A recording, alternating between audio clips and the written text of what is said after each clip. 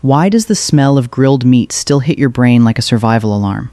It's roughly 1.8 million years ago at Olduvai Gorge, in what is now Tanzania, and someone is cracking open animal bones with stone tools, not because they are trying a trendy high-protein diet, but because fat, marrow, and meat might be the difference between surviving and becoming archaeology yourself. No fridge, no seasoning rack, no app counting macros, just hunger, risk, and one question: why did ancient humans care so much about meat, and why does your brain still want it?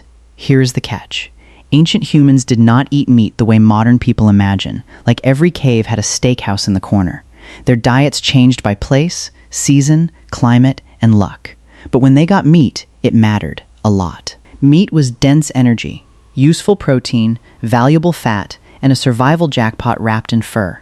Start with Stone Age hunter-gatherers, the original work-for-your-food people, except their version of work involved sharp rocks, giant animals, and absolutely no hour department. At Olduvai Gorge in Tanzania, cut-marked animal bones and stone tools dated to around 1.8 million years ago show that early Homo was processing carcasses for meat and marrow.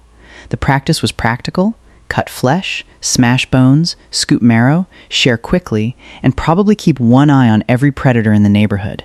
Meat here was not luxury, it was opportunity, and the brain learned a simple rule: when rare fuel appears, pay attention. This is where your craving starts to make sense. Your brain does not see browned fat and savory smell as dinner content. It sees information. Ancient software. Meat once meant calories that were hard to find, fat that helped fuel bodies, and nutrients that could help a group get through another dangerous week. So when your modern brain reacts strongly to meat, it is not being dramatic. It is being old. Then Mesopotamia shows up, the ancient world's spreadsheet civilization, where even dinner somehow became receipts, rations, temple accounts, and one exhausted clerk pressing tiny marks into clay like, "Great, another sheep delivery." In the Yale Babylonian collection, culinary tablets from southern Mesopotamia, around 1730 BCC, preserve some of the oldest known recipes, including meat stews with lamb, fat, onion, leek, garlic, beer, and enough seasoning to make a modern food blogger feel late. The practice was simple: boil, season, stretch the meat in broth, and turn one animal into food that could feed a household, palace, or temple. Meat here meant more than taste. It meant herds, land, labor, sacrifice, status, and management, because in a grain-based society, the person controlling meat was usually not the intern. Now jump to Egypt, because Egypt somehow managed to make meat part of dinner, religion, and the afterlife's catering plan. Middle Kingdom tomb scenes and models, roughly 2055 to 1650 BCC, show cattle slaughter and food offerings, while beef haunches appear on offering tables for the dead. Were Egyptians packing meat for the afterlife? Yes. Yes, they were. In ordinary life, most Egyptians relied more on bread, beer, onions, legumes, fish, and whatever the Nile allowed, while regular beef was often elite, festive, or ritual.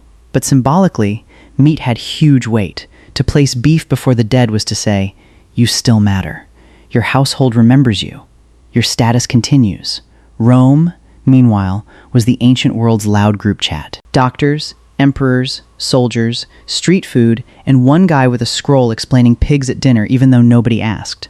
At Herculaneum, buried by Vesuvius in Ad 79, the Cardo V sewer preserved food remains from ordinary residents, including animal bones, fish, shellfish, fruits, and grains, showing that Roman diets were mixed, local, and not just marble banquet fantasy. Meat could be pork, mutton, goat, poultry, fish, sausage, scraps, or hot food from a thermopolium, eaten beside bread, beans, wine, and oil. Pliny the Elder, writing in the 1st century Ad, had the energy of that dinner guest who knows 40 facts about every animal and refuses to stop. Galen, in the 2nd century Ad, treated food like a medical operating system, connecting diet, body, and health. For Romans, meat was pleasure, medicine, class signal, street food, and sometimes pure flex. Not "I'm successful," but "I can afford roasted boar." Fun fact, your kitchen is shockingly modern compared with the craving inside your head. The first successful mass-marketed domestic electric refrigerator, Dommelra, appeared in 1913, so reliable home cold storage is barely over a century old. For most of human history, meat came with a timer. Eat it, dry it, salt it, smoke it, share it, or watch dinner become a bacterial crime scene. So the story is not ancient humans ate meat all day.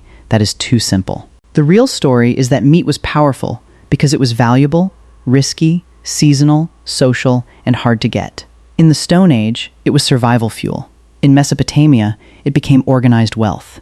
In Egypt, it became memory and status. In Rome, it became medicine, pleasure, business, and bragging rights. And your brain remembers the old signal, even if your world has changed. It still treats rich, savory, fatty food like a rare prize from a dangerous landscape, even when the most dangerous thing involved is choosing the wrong delivery coupon. That is the strange lesson. Hunger is biological, but food is never just biology. It becomes culture. It becomes identity. It becomes comfort.